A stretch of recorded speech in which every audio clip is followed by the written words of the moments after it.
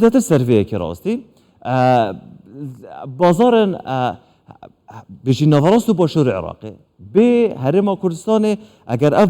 بابت هرم کردستان اف کابن هرم کردستان جبو نوراست و باشور عراقی شدین اگر بین راگرتن عراق ده توشی قیرانه که کالا بیدن میوانه که من هیا برز گیلان حاجی سعید سروکی کتیا هاورده و هنردین هولره نواسو دیل گرمنه لقی هولره خیر به زور سپاس ام ج اخیر داتا دست بکن شاندنا هرم کردستانه ما بحث لیکر کو اف بابتين وكو هرم كردستان خالق جرينجا ترانزيتي جبو نافراستو باشور عراقي راگرتنا هنارده جبو نافراستو باشور عراقي كرتينانت بازار عراقي دا دي چيكت یا نه سرتا زور سپاس دکم سپاس لبو رخصاندنی او درفتا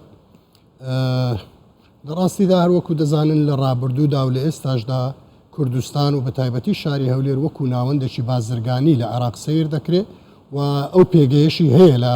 عراق و هەرێمی کوردستاندا بۆ پێیکە سنوورەکانی تورکیا بە تایبەتی سنووری ئیبراهیم خەلیل کە دەیبەستێتەوە بە وڵاتانی ئەوروپا و ئەو کاڵایانەی کە لە ئەوروپا و تورکیا و وڵاتانەدا هاوردە دەکرێت بۆ هەرێمی کوردستان لە ڕێگەی سنووری ئیبراهیم خەلیل دەتوانم بڵێم زۆربەی کاڵایەکان بەپێی ئەو هەڵسەنگاندن و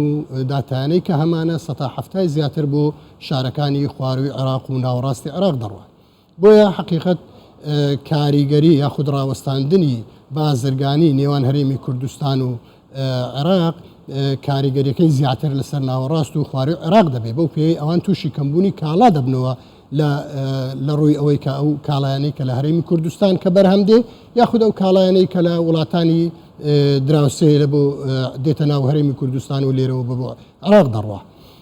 زور باشه ام بحثا برهم نافخویی بکن اوی کل هرم کردستان تینا برهمیدان جبر کو فوکس آمشی زیاده تر السرویه هرم کردستان دیف پلانا کابینه نهایی حکومت هرم کردستان زیاده تر گرنگی ده برهم نافخویی برهمه که زور جی کو ام بینی تیتا براند کرن و بو دروی عراقی جی نک بس هرم کردستان تیتا شاندن هون وقت بازرگان هوا چه پرزگیری کنه جبو اف برهم کالاین هرم کردستان تینا برهمینان هین بو نافراست باشور عراقی بکنشینه. بگومان او سیاستی حکومتی هرمی کردستان که لسان سالی رابردو جیرا و تبر بو زیاد کردنی برهم هینان و برهم ناوخو زیاد کردنی برهم ناوخو او براسی سیاستی چه حشیمانه بو که ایمه توانی من لسندیم بوارده بگەینە پڕکردنەوەی پێداویستی ناوخۆ لە بۆ هەرێمی کوردستان هەروەها تەختێکردنی پێداویستی بازارەکانی خواروی عراق و ناوەڕاست. ئێمە لە چەندین بواردا لەو لایەنەوە زۆر پێشکەوتوین و چەندین کاڵامان هەیە ئێستا بۆ زۆر لە خۆمان لە هەرێمی کوردستان زیاترە ئەوش بازارەکانی عراق و یعنی ناوەڕاست و بۆ نمونە ئێمە هەروەکو باست کرد لە گرافیکەی جەنابەت ئێمە لە چەمەنتۆ ئێستا زیاتر لە 13-14 میلیۆن تۆن بەرهەم دێتن لە هەرێمی کوردستان کە بەشی هەرە زۆری لە بۆ خواروی عراق دەڕواتن هەروەها بواری ئاسێن لە بواری خۆراک وەکو هێلکە و مریشک و ئەوانە ئێمە ئەوانە هەموو گەیشتونێتە زیاتر لە پێداویستی ناوخۆی هەرێمی کوردستان و ئەو بەشە زیادەی کە هەیە بۆ شارەکانی خواروی عراق و ناوەڕاست دەڕوا بێگومان لە کاتی گرفت دروست بوون یاخود هەر کێشەیەک ئەوانیش تووشی گیرروگرفت دەبوونەوە تووشی کەمبوونی کاڵا دەبنەوە لەو بارەدا چون بەرهەمێک کە لە ناوەخۆی عراق یاخود لە هەرێمی کوردستان بەرهەمبێ زۆر بە ئاسانی تر دەگاتە شارەکانی خواری و ناوەڕاستی عراق تاکەوەی تۆ بتوانانی لە وڵاتێکی تکە هاوردەی بکە یاخود ئەو کۆست و گومرگەی کە دێتە سەرێ زۆر بە گرانتر تاوا دەبێت بۆیە ئێمە داوا دەکەین حقیقت وەکو بازرگانان ئەو کۆست و تەگەرانەی کە لە نێوان هەرێمی کوردستان و عراق هەیە بۆ بازرگانان نەمێنێ بۆی بازرگانی ئەو گرفت ناوی کوێت خواز نەمێنیتن زۆربەی ئەو بەداخەوە زۆربەی بازگەکانی حکوومەتی هەرێمی کوردستان ئێستا کێشە لە بۆ کاڵایەکانی ناوخۆ دروست دەکەن یاخود ئەو کاڵایانەی کات لە دەرەوە دێن کێشیان بۆ دروست دەکەن و یاخود بڕەپارەیەکیان لێ وەردەگرن تاکە و کاڵایانە دەگەنە خوار و ناوەڕاستی عێراق بێگومان ئەوە هەر بازگەهانەیان ژیت ناو بازار ناوەڕاست بۆ شەڕی عێراقیش دەجێ ئەف کێشە هەیە کێشەکە بۆ گواستنەوەی کاڵایەکان بێگومان لە بازگەکانی حکوومەتی عێراقی هەیە ئەوانیش بە بیان و جیاجیا ڕێگە لە هەندێک کاڵایەکان دەگرن و شوفێرەکان حقیقت ئەزیەت دەدان و کاڵایەکان ڕدەگرن ئەوانش هەموو دەبێتە ئەوەی سستی بازرگانی و هەروە بێزاربوونی بازرگانان لە بازرگانی کردن لەگەر ناوەڕاست و خوارەوی عێراق بەڵام هیوادارین ئەو کێشانە چارەسەر بکرێن بە هەماهەنگێکی تەواو لەگەر حکوومەتی هەرێمی کوردستان بۆی ئەو بازرگانیە ئەو ڕقونەقی بازرگانی کە لە هەرێمی کوردستان هەیە و ئەو پێگە بازرگانی کە هەولێر بەتایبەتی پێت باشە چی بکرێتن پێم باشە هەماهەنگێکی تند و چالاک هەبێ لە نێوان وەزارەتی بازرگانی ئێمە و وەزارەتی بازرگانی حکوومەتی ناوەند بۆ چارەسەرکردنی ئەو کێشانە هەروەها بۆ هەیئەی گەمارجی عامەی عراقی لەگەڵ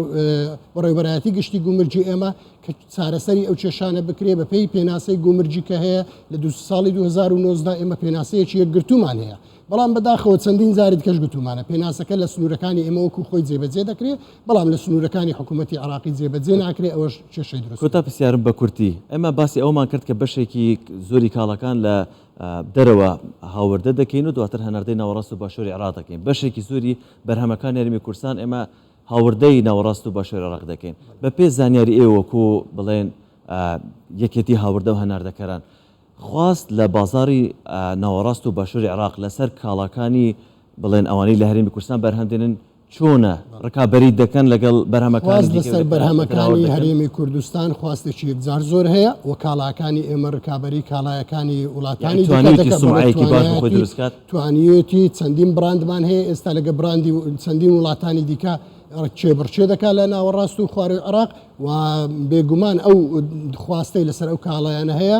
وای کردووە کە کاڵا لە وڵاتانی دەرەوە کەمتر هاوردە بکرێ بەخۆی ئەوەی کە ئێمە بەرهەمی ناوخۆمان زیاد کردووە و توانیمانە لە چەندین بوار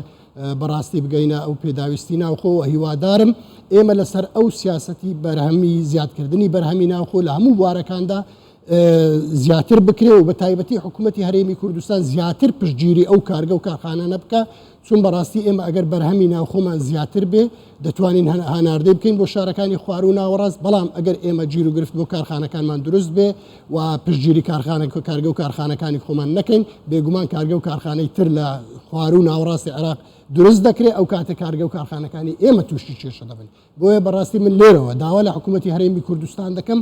کە ئەوان زیاتر پشتگیری لە بەرهەمی ناوخۆ بکەن و بتوانن کارگە و کارخانەکانی دیکەمان زیاتر بکرێتەوە و